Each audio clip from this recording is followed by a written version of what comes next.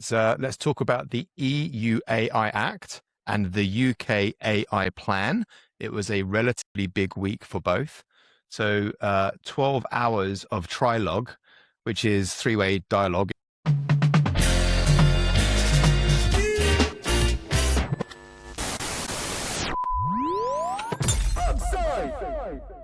If people don't know what that is, I had to look that up. No resolution. So the EU is still arguing, should AI inside a medical device fall under the AI Act or the medical device regulation? And without this omnibus, the original 2nd of August deadline stands, which I know you've got some notes on, Mads. Same day in London, Liz Kendall announces a 500 million sovereign AI fund, a national hardware plan, and a middle powers alliance with France, Germany, Canada, etc., etc. And her line on regulation is pragmatic, not dogmatic, but I'd love to see how that actually comes to pass. So we're very kind of split, running in different directions, although they need to connect because we want to be more buddies with the EU. Is there a win here? If so, for whom? What's the dealio with the EU AI Act and the UK AI plan? Thank goodness I put my teeth in for that one. Yes. Lots of bureaucracy to talk our way through. I mean, let's just recap what was planned, what was meant to happen. We know we have the EU AI Act, and industry, businesses and governments have sort of woken up to figure out, well, actually, maybe this wasn't such a smart thing because it's going to stop the ability of European countries to build AI champions and for our companies to compete in the AI economy. And so an attempt was made to push some of the regulation back, to restructure it, essentially to, you could say, water it down or change it in such a way that it no longer holds companies back in the way it could today. Part of that was also touching GDPR, where there are real issues.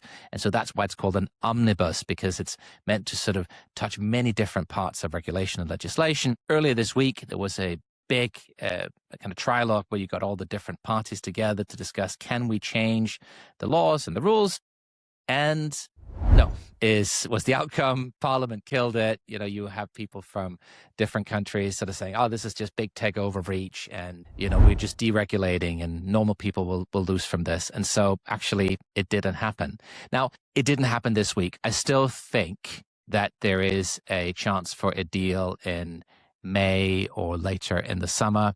It feels like there's a lot of, not goodwill, it's the wrong turn of phrase, but it feels like there is a lot of energy push towards making this happen.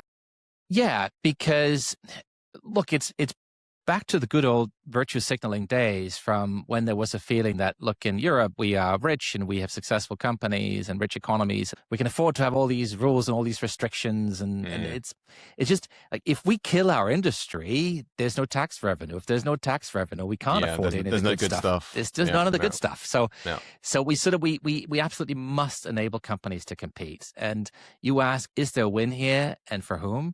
And it hurts me a little bit to say, but I actually think probably the biggest winner from this could be the UK, because it just makes, I think London is already the most attractive place to build these companies, but it just makes it the only place in Europe where you can build these companies. And we're landing more and more of the big teams, aren't we? There are more and more 100%. People opening in London, 90% of all global AI companies starting a second lab somewhere pick London as the number 2 spot. Okay, so it's US companies coming here, it's companies from elsewhere in the world.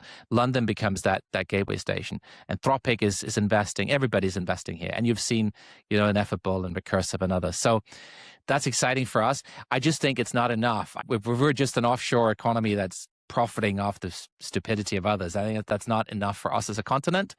I think it'd be better if we could all fix this together, but it's better. See. I mean, it's a fine line to tread, isn't it? How do we stay aligned with the EU, our biggest trading partner, just over the water, and not upset the apple cart too much, but also create the UK as this space for innovation, which I think is probably one of our biggest leading points, our moat, if you like, is all of the smart people that we have here, which is obviously people are using more and more people are coming, which I think is great. Yeah. No, it's a fine balancing act. And obviously the government is trying to tread the needle here. Tread the wire.